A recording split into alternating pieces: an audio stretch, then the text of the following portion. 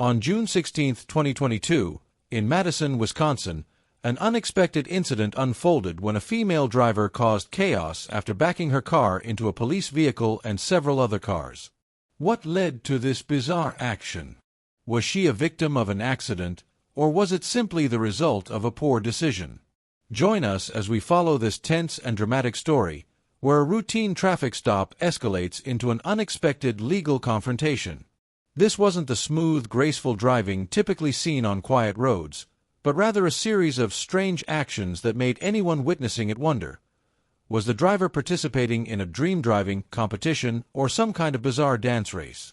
It seemed as though the car was trying to dance to its own rhythm, disregarding any traffic rules.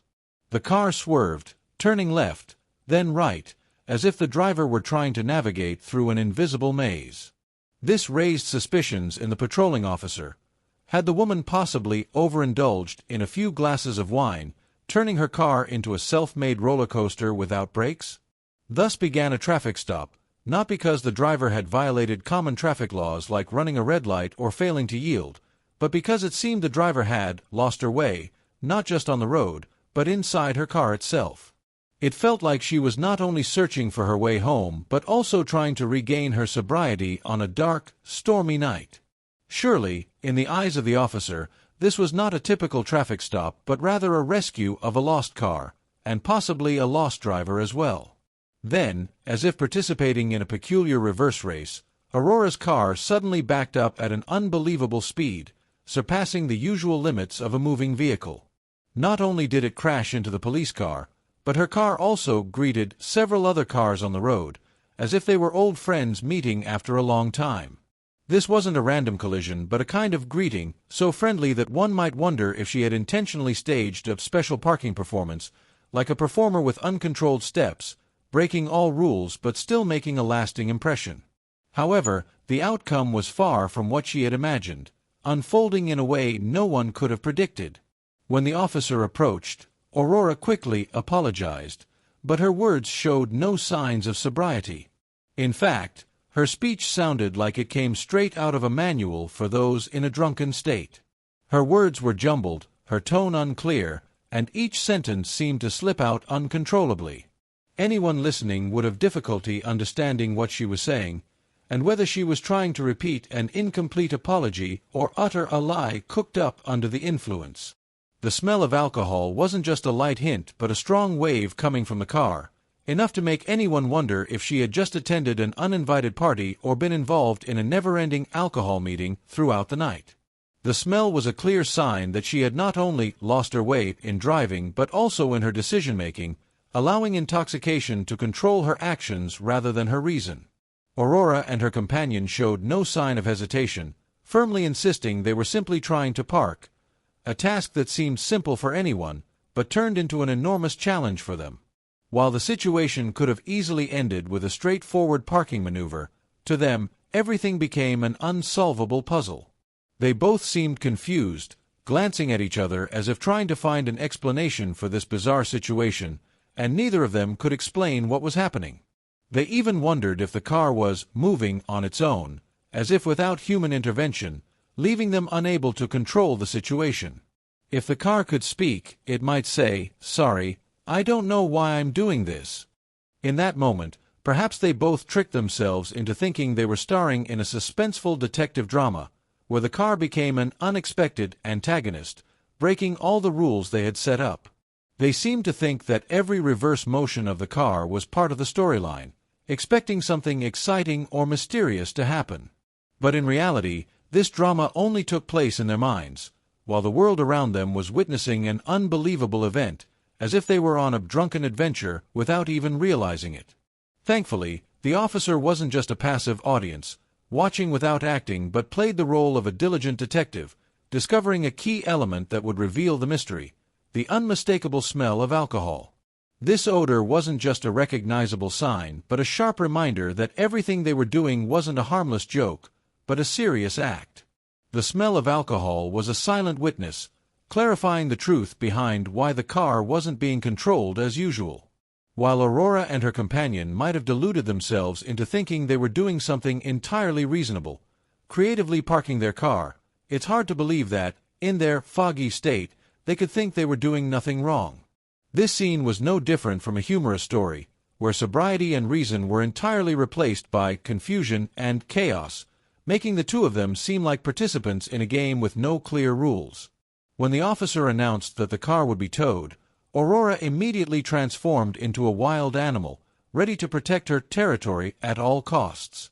She reacted as if she had just heard an announcement that the world was about to collapse, as if the car was her only valuable possession, something she could not live without. To her, the car was not just a means of transportation, but a castle where she felt safe, protecting herself from the outside world. Having her car towed wasn't simply a cold legal procedure but a grave insult, an interference with her sacred property rights that she could not accept. She protested fiercely, not only with words but also with actions, as if being forced to leave the vehicle was an unimaginable ordeal. Aurora acted as though there was a strange, invisible, yet unbreakable bond between her and the car, a dependence so strong that one might think she was trying to cling to her last fortress in the face of a hostile world.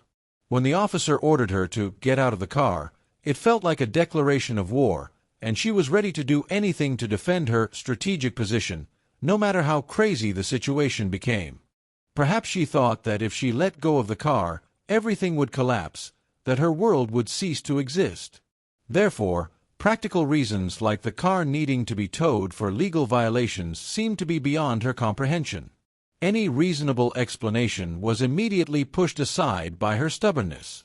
And so, the car was no longer just a means of transportation but had become a symbol of protection, freedom, and power in Aurora's eyes, making her react as if this was a life-or-death battle. The officer, despite simply requesting the basic action of having her leave the car, could not have anticipated that this request would set off an imbalanced confrontation.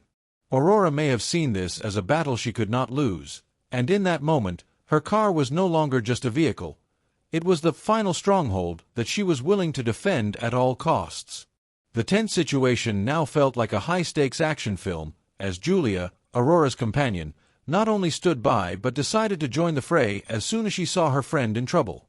With the speed and determination of a superhero, Julia jumped into the battle as if it were her only chance to achieve glory in a wrestling contest. She didn't just watch from the sidelines. She seemed to forget that this wasn't a sports competition but a serious situation where the police were trying to maintain order and safety. In the midst of the chaos, Julia acted as though the officers were opponents trying to claim a grand prize, not money or fame, but control of the situation. Her wrestling moves, which might have impressed those who enjoy watching fights, only served to make the situation more chaotic. These actions forced the officers to manage the situation more aggressively, not to resolve the issue in the expected way, but simply to ensure that safety and order were maintained in this increasingly tense situation. When warnings, persuasion, and requests to step aside had no effect, the officer was left with only one option: use the taser, a tool many might think is reserved for action movies but has become the officer's best friend in moments when physical strength is insufficient. And so, the electric shock rang out, not as a gentle warning, but like a powerful wake-up call for Julia, causing her to collapse to the ground, dazed and confused. The dizzying feeling after the shock not only knocked her out temporarily, but it likely made her wonder, am I participating in a game where I don't know the rules? The shock, seemingly a brutal measure, was actually a stark reminder that personal resilience and determination do not always lead to victory. Julia's confusion after the taser shock was like a costly lesson in reassessing the situation and knowing where she stood. Surely, she never expected Herb's strong actions to end like this, with no prize, just an electric shock and a collapse in her understanding of her own limits. Aurora, still unwilling to lay down her arms in this unyielding battle, continued to perform her resistance with determination, as if she were in a blockbuster action film. The struggles, the shouting, and the powerful movements seemed like they had been practiced to make the officers respect her. However, as the situation began to spiral out of control, the officers were forced to equip her with a special helmet, or spit hood, not to protect them from punches but to avoid being assaulted by weapons that Aurora could not control. Perhaps the officers were simply doing what any warrior would when facing a fiercely determined opponent, ensuring they wouldn't be spit on in a strategic attack. But the battle didn't end there. To ensure absolute safety, the officers continued to equip Aurora with leg cuffs, as if preparing for the next round of combat and not wanting any dangerous kicks involved. At this point, Aurora likely felt like a prisoner of war in a special training camp, rather than someone being arrested for a legal violation. Her feelings might have been a mix of confusion and frustration, as every move she made was closely monitored, and every attempt to resist was controlled to the maximum. Despite her movements being restricted, Aurora didn't stop protesting with sharp complaints. With a tone that made it seem as though she was the leading star in a psychological film, she dramatically accused, "I'm just an ordinary citizen. Why are you treating me like a dangerous criminal?" Her voice, though somewhat slurred and lacking clarity, was filled with such fierce resistance that it was as if she were a Hollywood star filming the climactic scene in her own action movie. Meanwhile, the officers around her, already too familiar with tense situations like this, could only shake their heads, wondering whether they were dealing with a real arrest or participating in a ridiculous performance. To them, this wasn't a struggle to ensure public security. It felt like an absurd play unfolding before their eyes, where the roles of the characters seemed to be understood by no one more than themselves.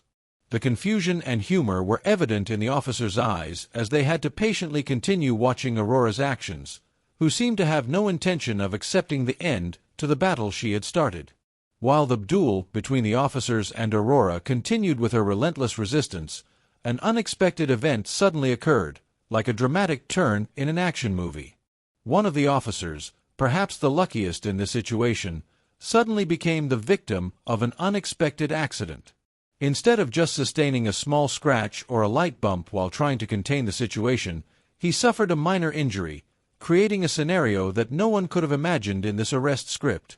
And so, instead of continuing to persist in maintaining order, the officer suddenly became an unwilling hero, having to leave the scene to be taken to the hospital, as though he had just completed a special mission and was embarking on an unscheduled vacation. With a bandage wrapped around his arm, he surely has an interesting story to tell his friends later about the challenges he faced in his demanding job. For him, it wasn't just a minor injury while on duty, but rather a testament to the tension that sometimes arises unexpectedly in the course of his work. While the other officers continued to struggle with Aurora, a strange scene occurred. The entire team had to pause, not due to fatigue or impatience, but to think and wonder whether they were involved in a serious legal battle or merely testing their skills in an action-packed movie, where anyone, whether the main character or a secondary one, could face minor but unpredictable accidents. And no one could deny that this situation was increasingly resembling a breathless race between reality and script, where every situation could change in an instant.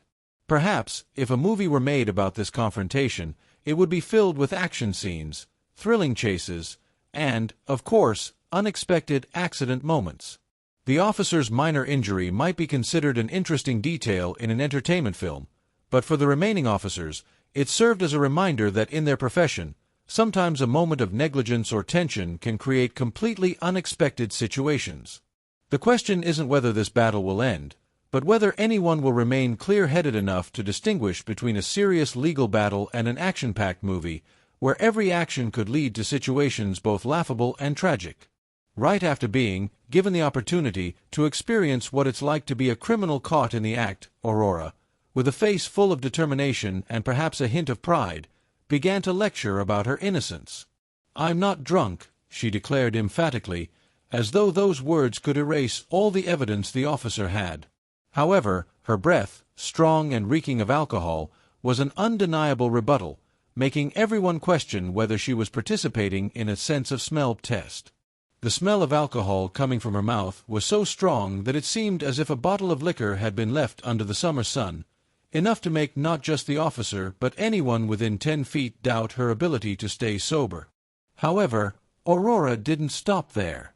Not only did she assert her innocence, but she also didn't forget to point out in a professional tone, "You didn't read my rights properly." A request that couldn't be more reasonable, right? She seemed to think she was participating in a serious courtroom trial instead of facing a police arrest. Her resistance looked more like a long-winded presentation on citizens' rights delivered in a tone as firm as a lawyer defending a client, rather than a woman being arrested for losing control of her car. The whole space seemed to pause, while the officers were probably wondering whether they were participating in a rights debate or simply watching a strange performance that Aurora had staged in her mind. She was increasingly lost in her argument, like someone lost in their own story, but undeterred. Aurora remained adamant in defending the view that she wasn't just unfairly arrested, but also had her rights violated, which, at this moment, seemed far more important than the actual situation she was facing. In Aurora's world, these rights were the main issue, and no matter how much of a traffic disaster her car had become, it seemed insignificant compared to being violated by the police not following proper procedures. And strangely, while everything happening around her was the result of a loss of control, the inevitable confusion in an emergency and tense situation, Aurora continued to assert that she was the victim. She may not have realized that at this moment her car had caused chaos, but she was completely convinced that her rights were under threat. Perhaps, in Aurora's mind, these freedoms were more important than whether or not she could control her vehicle. So, who was truly lost in this situation? Was it the officers, who were carrying out their duties with endless patience, or Aurora, who seemed to be living in a different world, where she was the main character in a movie about rights, instead of a driver who had lost control of her car? Reality seemed to be turned upside down, and in Aurora's world, those rights would probably remain the only thing that made her forget everything happening around her. Aurora, who never seemed to stop arguing in her tragicomedy, continued to assert her innocence with unwavering belief, as though she was walking into a courtroom debate. After the breath test results didn't deliver the shock she had hoped for, her blood alcohol concentration, BAC, was only 0.07, below the legal limit, and she beamed as though she had won a major victory.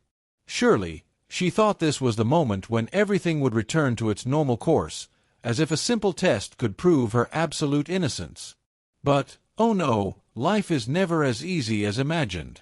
Although her alcohol level didn't cause a storm in the courtroom, it was still enough for the officers to conclude that she wasn't sober enough to operate the vehicle properly. In Madison, Wisconsin, sometimes a little accidental use of alcohol can lead to an in-depth inspection, not just because of the BAC number, but due to a lack of sobriety in the decision to drive. She may have thought that a BAC of 0.07 would be her ticket to escaping this uncomfortable conversation, but unfortunately for Aurora, the world of the law never works that simply. The reality is that although chemical tests proved she wasn't completely drunk, it was still enough for the officers to judge that she wasn't able to operate her car safely and reasonably. And so, even if she insisted that she was completely sober, an important truth remained undeniable: she had lost control of her vehicle. This is nothing new in Madison, where sometimes even a little accidental slip-up with alcohol can put you into check mode, regardless of whether you claim to be completely sober. Aurora might have thought she was a victim of a misunderstanding, but in reality, she was facing the consequences of not ensuring control while operating her vehicle. Perhaps, sometimes, the unintentional actions are what lead to the troubles she never expected. And so, amidst the never-ending argument, Aurora, with an expression full of determination, continued to fight for her innocence, while the officers stood firm and reminded her that, no matter how low her alcohol level was, the final result remained unchanged. Driving under the influence was a charge that Aurora couldn't escape, no matter how many times she said she wasn't drunk. A confrontation that was never easy, and perhaps, for Aurora, this battle would only end when she truly realized that sometimes, even calculations or logical reasoning can't save every situation. Aurora, who once took pride in her ability to resist every situation with determination, ultimately had to face the inevitable result. She was found guilty of resisting arrest. But don't rush to think that this is a tragic ending. Like a cooperative gesture between her and the legal system, Aurora was offered to participate in a deferred prosecution program, a golden opportunity for people like her, with an ability to resist beyond measure in bizarre ways, to turn their lives around. This program was meant for individuals with a special talent for complicating and escalating situations unnecessarily, but who could still be offered an escape route. Surely Aurora saw herself as the main character in an action-packed movie, where in the end, she still had a chance to wipe away all her mistakes and continue on her path. The tickets for fines, like a consolation prize after each lost battle, fell into her hands easily, as if they were congratulating her on her persistent efforts to resist and create a complicated case. However, while most of the tickets were overlooked, she could not escape a single charge, the charge of OWI, operating while intoxicated, the dark shadow that loomed like an undeniable reminder. Despite her efforts to maneuver and resist everything, Aurora still had to face the reality that some things just couldn't be changed, especially when it came to driving under the influence. As for Julia, her companion on this dramatic adventure, she couldn't wait any longer to admit to the charge of resisting arrest. She awkwardly pleaded guilty to this minor offense, as if trying to escape the legal storm she never intended to create. While Aurora may have figured out how to get past most of the criticisms, Julia chose a straightforward path, not evading, admitting her guilt, and hoping that this would lessen the severity of the punishment. Amidst the tickets being dismissed and the sentences being deferred, it seemed both girls had learned an important lesson from this situation. If you can't win this battle, at least find a way to avoid the heaviest punishment. This is a lesson not everyone can immediately recognize, but clearly, both Aurora and Julia realized that sometimes, in seemingly hopeless situations, minimizing the consequences could be the wisest strategy. And in a humorous yet serious moment, both of them surely silently thanked the fact that in the legal world, sometimes persistence, admission, and a little bit of luck can help you survive a risky legal adventure. The story of Aurora and Julia is a prime example of the escalation of wrong decisions and resistance in a situation that seemed simple. From driving under the influence to dealing with the police in an irritable and uncooperative manner, both made everything more complicated. However, by being offered a deferred prosecution program and receiving lighter penalties, they had the opportunity to correct their mistakes and learn from their wrongdoings. The lesson learned from this story is that patience and cooperation with authorities can help resolve situations more smoothly, avoiding unnecessary trouble. While personal rights and freedom are important, understanding and complying with legal regulations will help us avoid serious consequences, thus minimizing both mental and material losses.